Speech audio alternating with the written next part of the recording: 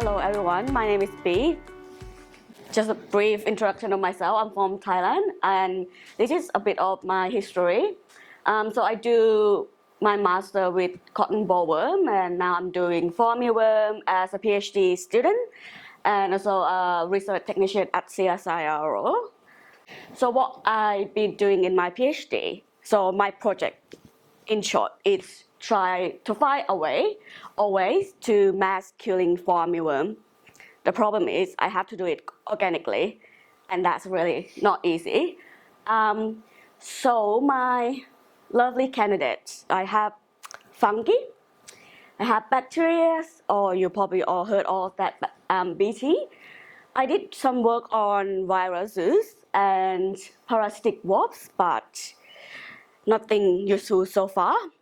And this is a picture of one of my lovely caterpillar covered in one of fungi, Bavaria bassiana, which I'm going to show you a little bit more.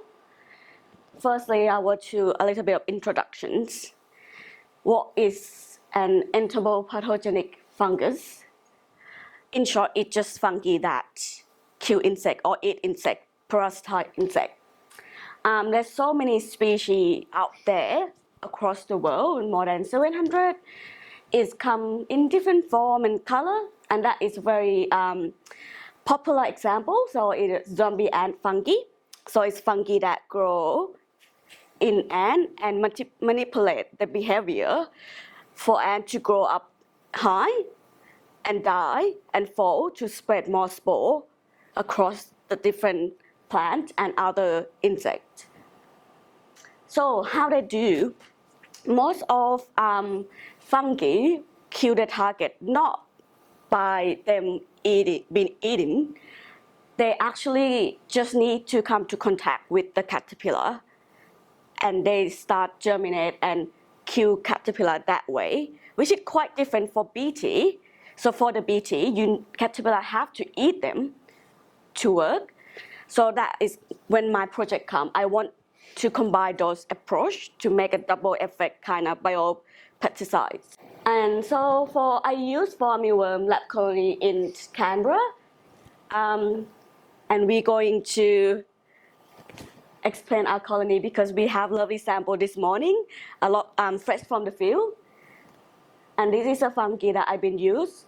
So in CSIRO, we have around 900 entomopathogenic fungi in our collection.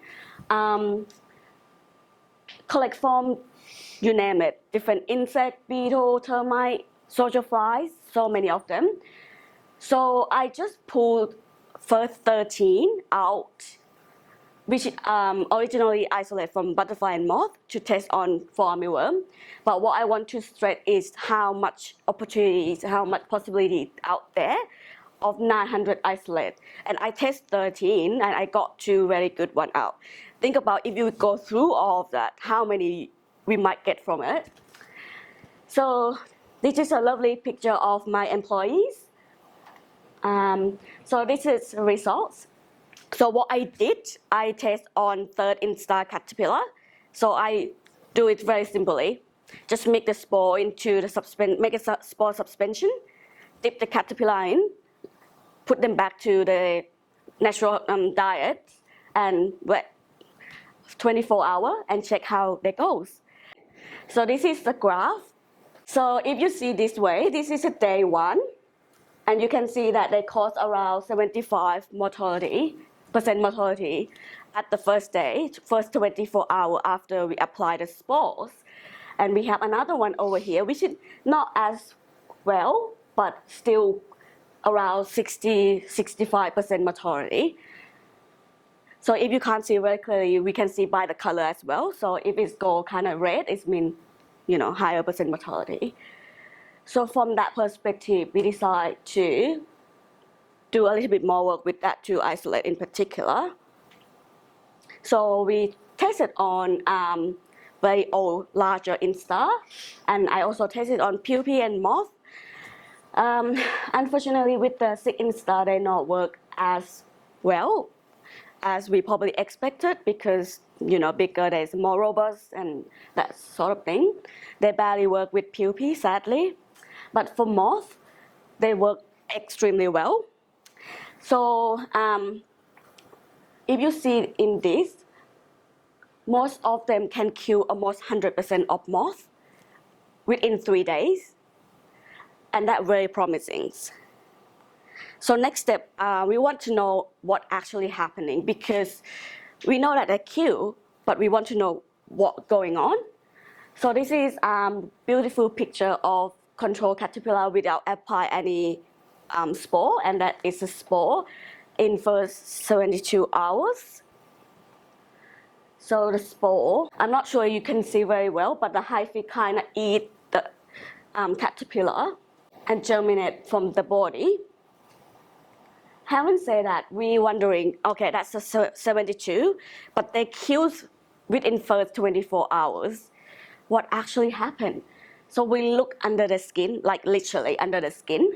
So on the top is the control, and that is the one that I apply the spore. So you probably could see here is a little bit kind of dark color here, which is where all the spore are. It's not very clear. But what we see, spore haven't germinated. They're not actually growing there. Whatever that kill caterpillar is not fungi itself, it's something else. And I was wondering, is that because the spore kind of block their air hole and make they can't breathe? But it's not true because their air hole is massive compared to spore. So this is a little thing. It's all spore, and that is their air hole. So that's not possible. So we zoom in a little bit more, I guess. Like we use genomic approach to see what they produce and what that might be the one that responds to the death of the insect. So we found around 3. At the moment, we found that there are 3 very strong insecticide compounds that those fungi produce. There are a lot of more work need to be done in terms of safety and that sort of thing. But what I'm saying now is we got some candidate that we can working on for the future. And it doesn't have to be fungi. We can take that chemical, mass produce it, and then in the future just spray it, for example. But again, as I say, there are a lot of more work need to be done in terms of how it affects beneficial insect, how it affects us as a human, and that so on. Another work that I've been doing is BT. So at CSIRO, we have around 300 isolates. Sleep in the fridge, nice and peacefully. So I wake them up and test it on our formidable. So I do a little bit of kind of like a trial, just kind of egg caterpillar.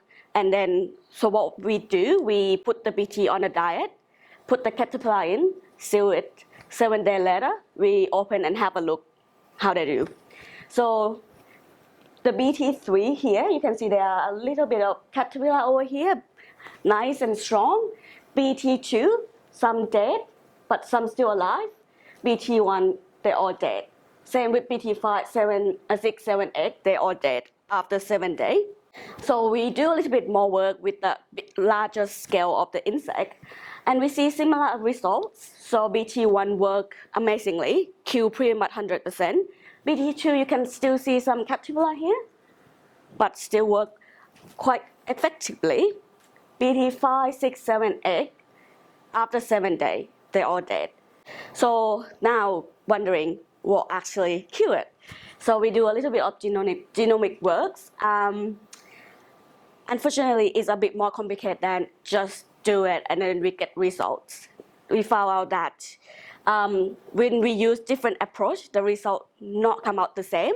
So at the moment, it's a process of verify the result to see what cry protein we have, what might be the one who kill it.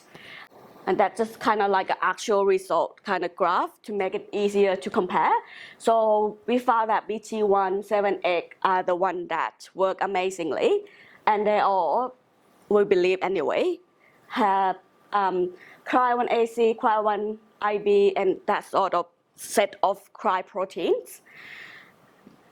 So the future work for us is verify that result, firstly. Secondly, we test it one by one and see which cry protein is actually the one who killed caterpillar, or is that have to be combination of 5, or and then the future work would be that sort of thing. And I also got email this morning, very briefly. So there are PhD students who are also working on kind of biocontrol for the Armyworm as well. God, so if I spell your name wrong, I'm sorry. I believe his name is Rajendra. So he tried to use pheromone blends to kind of control armyworm. I'm not sure about the detail much, but this is what he said it to me. And we also have another lady. She working on parasitoid wasps, like parasitic wasps as well. So what I will try to show you is there are a lot of work being going on in this field. People work bit by bit, and we try to combine all what we got so far, try to develop the best approach to control this pest. And yeah, so it's a bit of my panel. Lovely Tek over here. He give me the real picture, but you see him over here. And thank you for the Macquarie to give me a scholarship to allow me to do this work. And this is a bit of our team. So we have Rahul and Demi. Those two are the main person who do a lot of genomic work. We have Grace who working on whiteflies. Andy working on Helicobacter armigera, cotton bollworm. We have team our technician and so many people who kind of make this happen.